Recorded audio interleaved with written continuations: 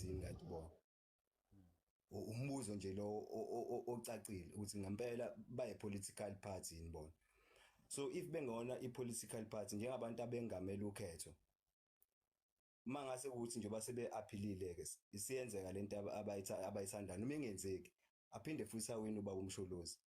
So labantu ibona bazokwengamela ukhetho. Uyabona ukuthi sebevele bazolengamela ngeenga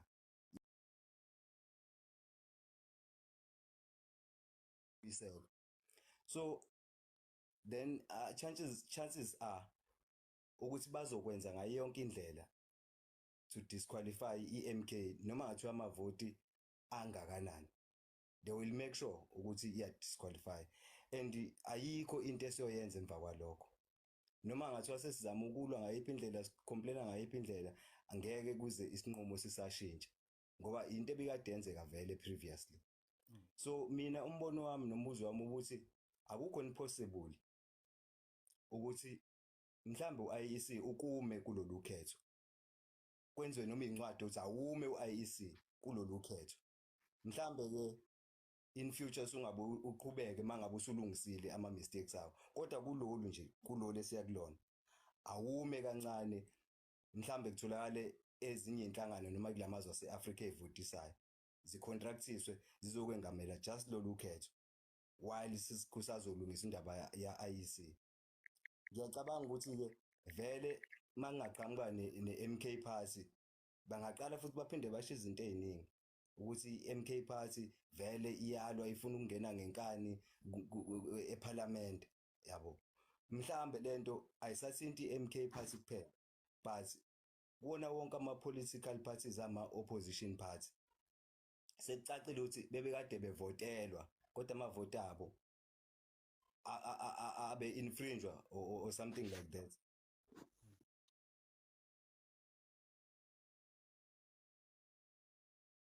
Kakhulukazi labantu ebebonakala ukuthi ngempela ba powerful izinto abayishoyo zi-against i-white monopoly system. I'm sure ibona bebecindezelwa kakhulu bekwenziwa sure ukuthi abazwakali noma amavoti abo ayalahlwa. Ngoba masikhuluma iqiniso ngempela IEC kade ulokhuze usilekelela noma uphathe ukhetho. Njalo emva kokhetho bekutholela amabhokisi elahlwe emahlathini. Akaze uzwe kuthiwa ngalokho nje ake ku-investigate ake kumukhishwa kwama-results ake kubheka ukuthi lamabhokisi atholakala emahlathini abekade kwaziphi inhlangano split into lawo ma-parties lawo then kuqhutshekwe bese kuyakhawunta bekuvesana ekukhawunte nje bese kuyashiwo ukuthi hayi ubani usewinile engasaconsider lamavoti abantu abavotile bathatha isikhathi sawo alahlwe emahlathini. U-IEC if ubekade ngempela ewenza kahle umsebenzi wakhe bekufanele mangabe kutholakala izinto ezikanjalo athi ukhetho ama-results okhetho azowathi kuma kancane ba-investigate ngalamabhokisi atholakala emahlathini ukuthi kwenzani but akakwenzanga lokho ngoba ubazi ukuthi vele umsebenzi wakhe awenzayo wenzela ukhongolose. So umbono wami ubuka kanjalo ke babulindani ukuthi ngempela ngiyacabanga ngibona singekho safe kakhulu as much as indlela esiphusha ngayo kodwa i-effort yethu singayikhalela somehow ngokuhamba kwesikhathi if singenzi lutho noma kungenziwa lutho.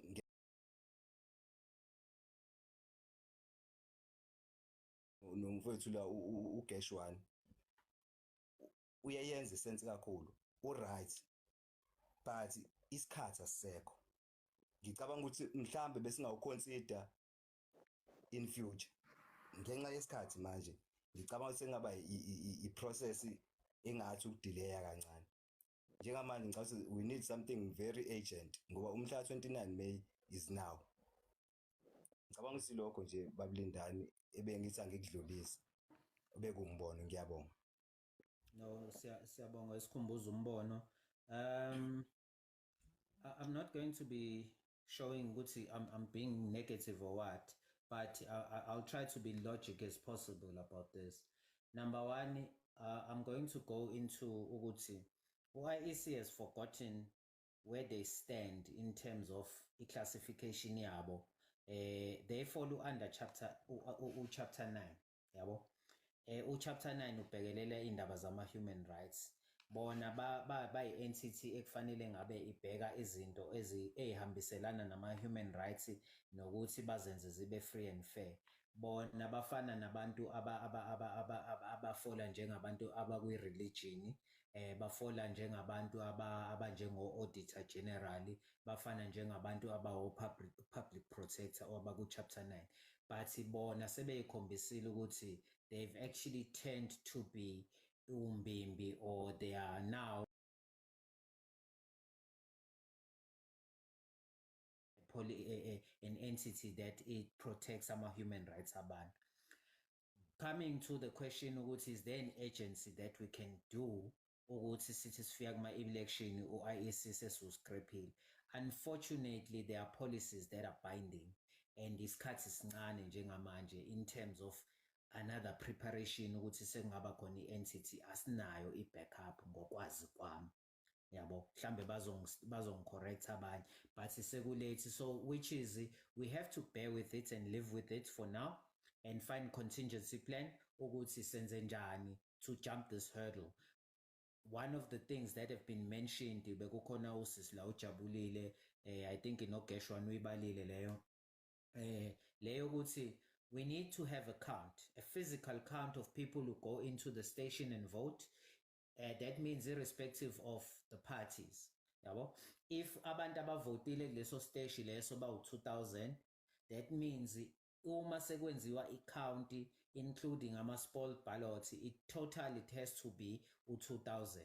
If kutholakala ukuthi i-count iwu-2500, then that means there's a discrepancy, there's something wrong, there's a surplus esingayazi ukuthi iqhamukaphi lapho ewukurobha.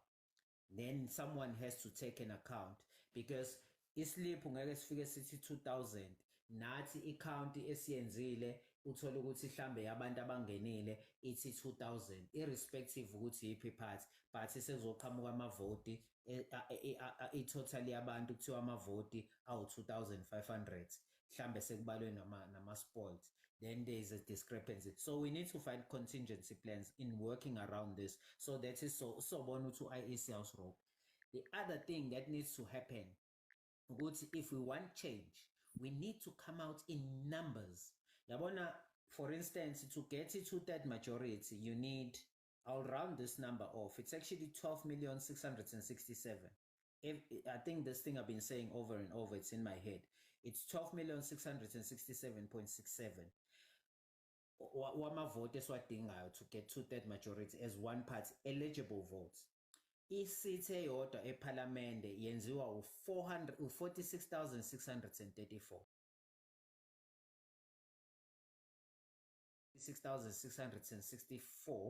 6,634, you get about 271. And to get to that majority, you need to get 266 seats. So that's how we obtain ilendos. So what I'm saying is, kubantu abama-MK, if you feel good you want change, you need to come out in numbers. Yabona mangase senze siqopha umlando sithi amavoti are more than 15 million, noma amavoti are more than 16 million. Ngisho ngabe kuthiwa bafuna ukuntshontsha, we will be overwhelming them ngama numbers. Ngisho befisa ukuntshontsha bene surplus, bazohluleka. Yabo. So nje enye yama contingency plan that we need to do, let's come out in numbers, huge numbers. Let's not just talk the talk, but let's walk the walk. Ngicabanga uyaphenduleka bhuti. Ya, ngiyaphendula ku-clear kakhulu bhuti. Mhlambe okunye angazi noma futhi ku-possible yini ukuthi mhlambe manga-installwa at least ama-camera kuma-voting stations, kube nama-footages azoba khona mhlambe izinto ezokwazi ukuthi zigcine ubufakazi bayonke into ekade yenzeka kwi-voting station ngayinye mhlambe nakho kungenza ukuthi mhlambe kungabi lula ukuganga nokukhwabanisa kalula. Angazi kodwa ngicabanga ukuthi mhlambe lokho kulele kakhulu kuwona i-IEC futhi. Ya no, le isike yakhulunywa leyo yama-cameras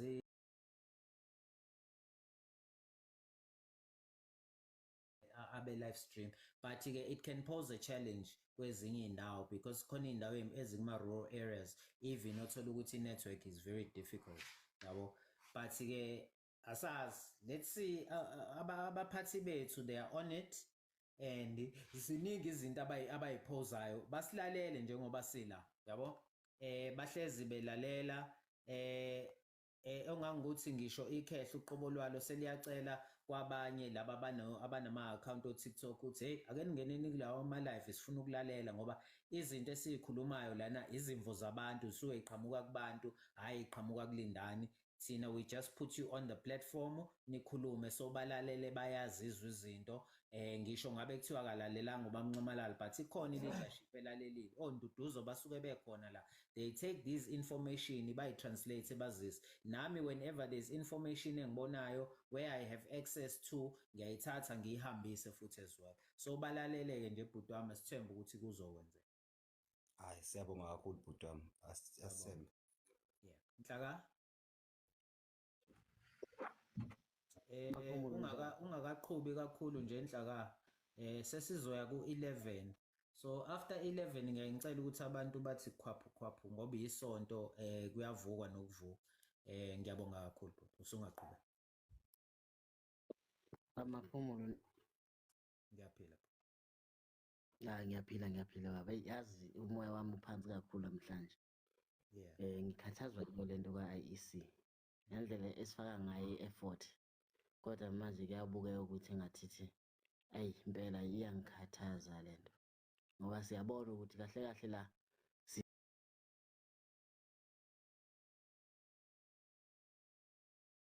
manje lento iyangiwarisha ngempela. Yabona usungiphendulile khona. Bengizoba mfishane kodwa sengizoba mfishane kakhulu. Ngoba impendulo ngiyayithola ukuthi asinayo i-backup yalento. Kodwa manje ngiyabona ukuthi there is something kufanele ngabe iyenzeka mhlawumbe noma internationally kube khona into ethiza okungenelelekayo ukuthi bangenelele abantu babone ukuthi sekunenkinga eSouth Africa manje. We have to ukuthi singenelele sikwazi ukuthi siyisize. Kahle kahle sekuyabona kade sidinga usizo, ngeke size sikhululeke siyabantu abamnyama uma ngabe siyofakwa entweni ngoba kahle kahle manje siyofakwa ku-ANC ngenkani. Asincengwa, sifakwa ngenkani ku-ANC ngisho sesibonakala ukuthi sesibonile ukuthi hayi kunenkinga ku-ANC siyaphuma, kodwa manje sibuyiselwa kuwo ngayo inkani ukuthi cha, hambani nina nibuyele ku-ANC, yonke into enifuna ukuyenza nizoyenza ngenkani. Ngoba kahle kahle umuntu uyayibuka lento ye-Constitutional Court, vele ubaba Zondo akamfuni umuntu omnyama. Lokho nje kokucacela nganombani, akamfuni umuntu omnyama.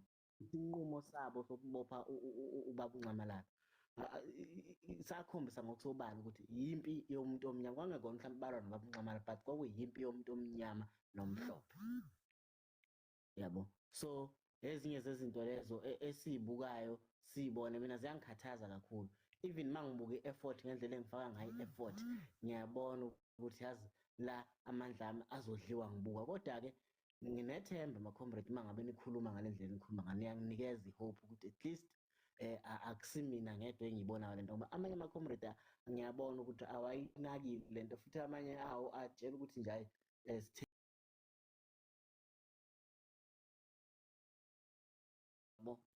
uthothi naye ngaleso sikhathi naye mhlawumbe naye unenkinga efana neyethu ukuthi sizoyilwa kanjani lento ngoba asinawo amandla okukhuluma sithi hayi asiyithembi lento. Kahle kahle abantu angabasilekelela i-opposition ekhona ephalamende njengabo o-EFF nobani ukuthi hayi i-IEC, hayi bafowethu lento esenikhuluma njengamanje into efana ngabe ikhulunywa yithi, sicela ukuthi bafowethu nithi ukushenxa kancane emavoti ngoba anisakwazi nibe khona, nibe akuselona i-role yenu leniyidlala njengamanje, senikhombisa ukuba bias because thina njengoba singekho ephalamende singenasithi asinalo vele izwi, yabo. So ezinye zezinto lezo ezingiwarishayo ukuthi kuyafana futhi asinayo isithi ephalamende, asikwazi ukuthi singakhona esingathi siyakuraiser nje no IEC this, IEC that, we cannot do anything. Bekuyilokho nje kahle bengikurequestele, benginemibuzo eminingi, eminye sengiphendulekile. So sengizodedela nje abanye abafowethu baqhubeke basike ekujikayo.